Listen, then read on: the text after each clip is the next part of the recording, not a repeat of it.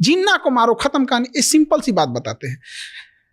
जिन्ना को मार देते तो कौन इंसान आता आजादी की मांग करने के लिए? कौन था? कोई नहीं। खान सर ने जो बात बोली वो बिल्कुल इमोशंस में बोली गई है। मुझे माफ़ करना है ऐसे शब्द यूज़ करने के लिए, लेकिन ये बात बिल्कुल इमेच्योर थी। अरे भाई, पार्टीशन किसी एक व्यक्ति के कहने से थोड़ी हुआ था।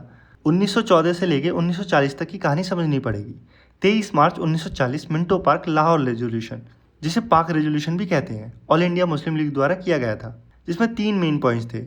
मुस्लिम मेजोरिटी एरियाज के लिए इंडिपेंडेंट स्टेट्स की डिमांड, सेंट्रलाइज्ड यूनाइटेड इंडिया का क्लियर अपोजिशन, और यही कुछ वो टर्निंग पॉइंट थे जब पार्टीशन की नींव रखी गई। इससे पहले मुस्लिम लीग सेपरेट प्रोविजंस मांग कर रही थी यूनाइटेड इंडिया के अंदर रहकर ही। अब बात आती है, क्या जिन्ना को मार देना चाहिए था, इससे पार्टीशन रुक जाता? मैं आपको एक करंट एग्जाम्पल देता हूँ। अमृतपाल सिंह जैसे लोग या श्रोमणी अकाली दल, जो कि एक प्रो खालिस्तानी पार्टी है जिसे इलेक्शन कमीशन ऑफ इंडिया ने रिकग्नाइज्ड किया है, सरबजीत सिंह खालसा जो कि एमपी हैं, जिनके फादर बेन सिंह ने इंदिरा गांधी का असैसिनेशन किया था, और ये एमपी तभी बने होंगे जब लोगों ने इनको वोट दिया होगा। यानी आज भी लोग इस आइडियोलॉजी को सपोर्ट करते हैं। तो क्या अब खान सर इन सबको जाकर मार देंगे? शायद फिर लोग खालिस्तान सोचना बंद कर दें। ये क्या लॉजिक हुआ भाई? पार्टीशन किसी एक इंसान का डिसीजन से नहीं होता। मेजोरिटी ऑफ इंडियन मुस्लिम्स ने जिन्ना और मुस्लिम लीग का साथ दिया था, ये बात जग जाहिर है।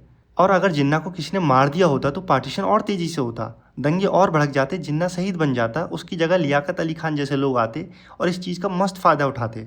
इसलिए सही हुआ कि जिन्ना नेचुरल डेथ मरा, नहीं तो वो हीरो बन जाता।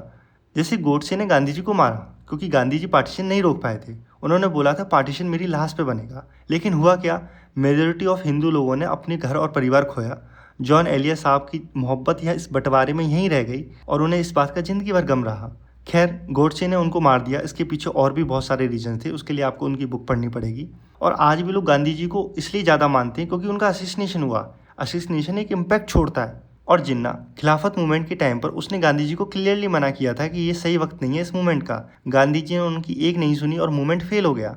तभी जिन्ना को समझ में आया कांग्रेस में सिर्फ गांधी की चलती है। आपने पहले उसे इज्जत नहीं दी, एक सलाह नहीं मानी। फिर 1920 से पहले जब वो मुस्लिम लीग का क्लियरली अपोजिशन करता था, हिंदू मुस्लिम यूनिटी की बात करता था, तब तो वो आपको बहुत अच्छा लगता था। लेकिन बाद में जब वो ब्रिटिशर्स का पपेट बन गया और आपका कंपटीशन बन गया, तब आप हाय तौबा मचा रहे हो। 1934 में जब जिन्ना वापस इंडिया आया, तभी आपको उससे अच्छे से बात करनी चाहिए थी, मीठा चूरन देना चाहिए था। लेकिन तब आपको लगा आपसे बड़ा तुर्रम खान कौन है?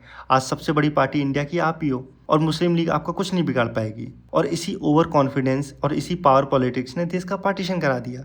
इंडियन मुस्लिम्स के दिल में पाकिस्तान का डे ड्रीम था, एक इस्लामिक देश जो सिर्फ उनके लिए बना है। और आज देख लो कैसा बना है वो इस्लामिक देश। रियलिटी में ऐसा कुछ नहीं हुआ। एक लाइन खींच दी गई है और कुछ बेवकूफ़ खुद को इंडियन से पाकिस्तानी बोलने लगे हैं, जबकि खुद का देश का इतिहास 100 साल पुराना भी नहीं है।